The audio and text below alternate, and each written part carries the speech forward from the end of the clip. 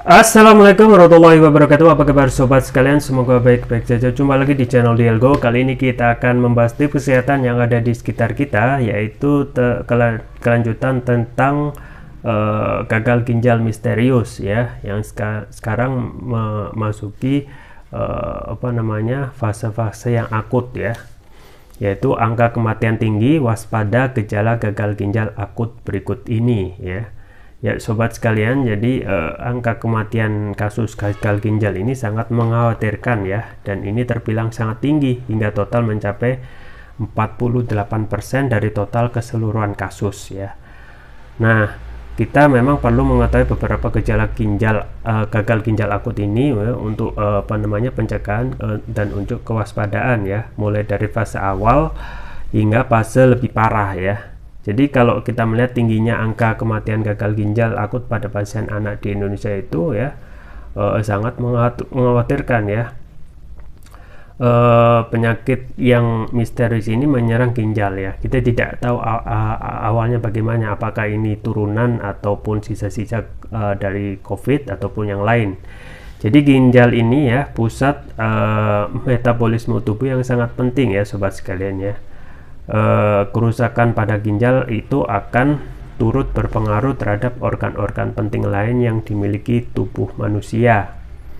Kalau kita melihat kasus terakhir gagal ginjal itu sebanyak 99 dari total 206 pasien gagal ginjal akut itu dilaporkan meninggal dunia. Dan ini kan kondisi yang sangat urgent ya. Jadi angka ini itu setara 48% dari total keseluruhan kasus. Ini belum yang tidak dilaporkan ya. Yang dilaporkan saja segini ya. Bagaimana kalau yang tidak dilaporkan? Bagaimana kalau kejadian itu di wilayah-wilayah yang kurang cepat dalam melakukan pelaporan informasi. Nah, gagal ginjal akut ini merupakan kondisi menurunnya fungsi ginjal secara cepat dan tiba-tiba ya. Jadi ginjal itu tiba-tiba saja gitu ya, fungsinya menurun ya. Padahal kondisi ini membuat ginjal itu tak mampu memproduksi urin yang sebenarnya menjadi sarana pembuangan racun. Jadi fungsi ginjal sebagai filter racun itu terganggu dengan kondisi yang tiba-tiba dan cepat. Nah, ini yang patut diwaspadai oleh kita semua ya, para orang tua ataupun kita kalau mempunyai saudara, terutama anak-anak ya, yang menyerang anak-anak ya. Jadi sekitar 48% dari total kasus ya, sebentar lagi 50% gitu ya. Dari total 206 pasien gagal ginjal, 99 meninggal. Jadi ini kan parah gitu ya. Nah, apa saja gejala gagal ginjal akut ya? Perkembangan penyakit ini bisa dibilang cepat dan mendadak. Artinya kalau kita melihat cepat dan mendadak, kita ingat kasus COVID ya, yang kemarin itu sangat cepat, dan kalau varian Omicron ya, itu kan cepat dan efeknya sangat luar biasa, mematikan ya. Nah, ini sama seperti gejala gagal ginjal yang saat ini yang disebut cepat dan mendadak. Artinya yang tertular cepat ya, efek mematikan juga besar gitu ya. Nah, untuk mendapatkan penanganan sesegera mungkin ya, kita tentu perlu tahu untuk pencegahan dan kewaspadaan gagal ginjal akut yang umum dialami pasien. Nah, gejala yang ditimbulkan itu sama sebenarnya dengan gejala penyakit ginjal lainnya gitu ya. Selalu dimulai dari produksi urin menurun ya, kemudian tidak kencing sama sekali gitu, dan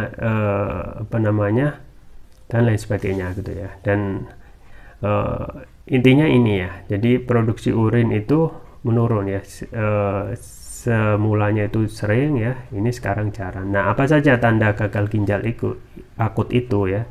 Antara lain pertama itu demam, kemudian diare, pilek-pilek ya, kemudian muntah-muntah, kemudian frekuensi kencing menurun atau tidak sama sekali. Nah, ini kan bahaya ya. Ya, ini bisa kita telusur melalui aktivitas frekuensi kencing yang menurun atau tidak sama sekali ya.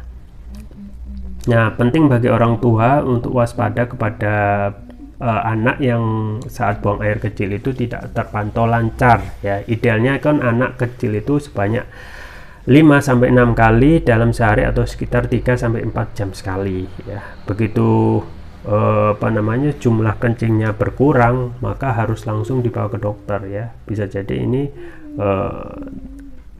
gejala awal ya, gagal ginjal misterius ya.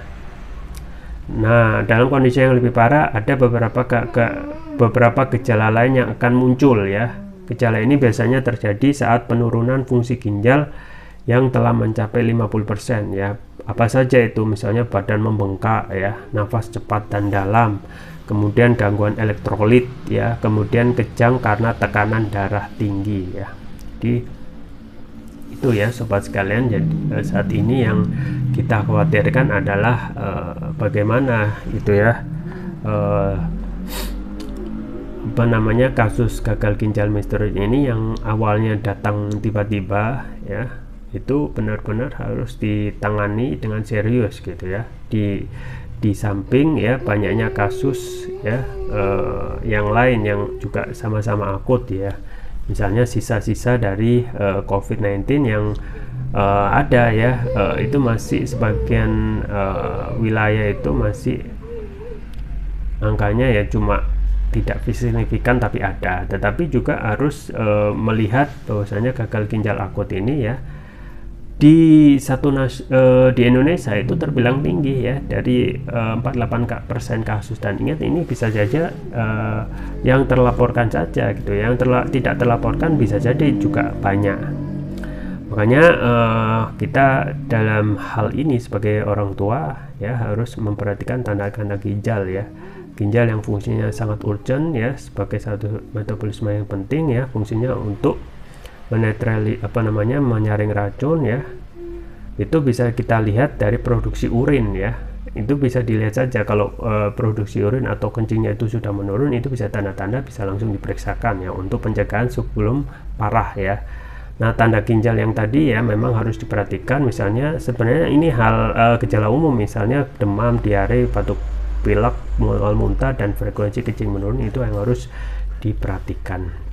Dan saya memang dalam kondisi sekarang ya selalu menganjurkan ya konsumsi propolis, itu aja gitu ya. Propolis yang saya rekomendasikan itu Turkish Propolis Ruqyah. Jadi ini sebagai imunitas, tetapi juga sebagai ikhtiar ya. Ini sebagai ikhtiar untuk imunitas dan juga memberikan kesehatan ya bagi anak kecil itu terus menerus ya. Meskipun sehat, karena imunitas itu penting untuk mencegah ya kemungkinan terjadi penyakit-penyakit yang tidak diinginkan. Jadi propolis itu kita ketahui adalah produksi turunan lebah selain madu ya. Ya, kemudian juga kita ketahui Turkish Propolis ini ya, Turkish Propolis Ruqyah ini sudah mengandung nanoteknologi yang manfaatnya untuk meningkatkan kelarutan dan penyerapan oleh tubuh. Kemudian manfaatnya banyak sebenarnya ya, antara lain dapat mengatasi penyakit non medis ya, kolesterol ya, diabetes ya, kemudian stroke, batuk pilek, tumor, mah, kanker ya, ginjal termasuk bahasan kita kali ini ya, amandel, jantung, sinusitis, paru-paru, demam, dan yang sebagainya. Dan ini testimoninya sudah banyak gitu ya. Nah, ini varian selanjutnya yaitu yang biru ya, sekalian kita sampaikan untuk Turkish Propolis Ruqyah Brain gitu ya. Manfaatnya memberikan nutrisi pada otak, kemudian meningkatkan konsentrasi ya, membantu pemulihan stroke ya, membantu proses pertumbuhan pada anak dan remaja, meningkatkan stamina, mengatasi gangguan migrain, vertigo, sakit kepala, stres, kepala pening ya, meningkatkan kecerdasan pada anak dan remaja sekaligus memudahkan mereka menghafal pelajaran, dan juga menutrisi otak orang dewasa yang suka lupa atau pikun ya. Kemudian keunggulan Turkish Propolis Ruqyah antara lain sudah mendapatkan sertifikat halal dari MUI, sertifikat dari BPOM, dan sertifikat internasional INEA, International Nano Entrepreneur Association. Kandungan flavonoidnya juga tinggi gitu ya. Kemudian lebih cepat terserap oleh tubuh ya, dan mengandung teknologi nano. Penggunanya mudah, tinggal meneteskan TPR atau Turkish Propolis Ruqyah ini sesuai berat badan tubuh. Misalkan berat badan tubuh untuk anak 40 ya, berarti 4 tetes dikonsumsi 2 kali pagi dan malam. Untuk terapi berat misalnya itu dewasa untuk diabetes, stroke ya, ginjal termasuk, itu bisa 3 kali pagi, siang, dan malam. Jangan lupa untuk selalu menjaga kesehatan imunitas tubuh dengan konsumsi rutin Turkish Properi Strukyak. Link pembelian ada di deskripsi atau bisa kunjungi toko online kami di Elko, di Tokopedia atau Shopee. Itu saja yang bisa saya sampaikan. Semoga bermanfaat. Jangan lupa like, share, dan subscribe. Sampai jumpa lagi. Wassalamualaikum warahmatullahi wabarakatuh.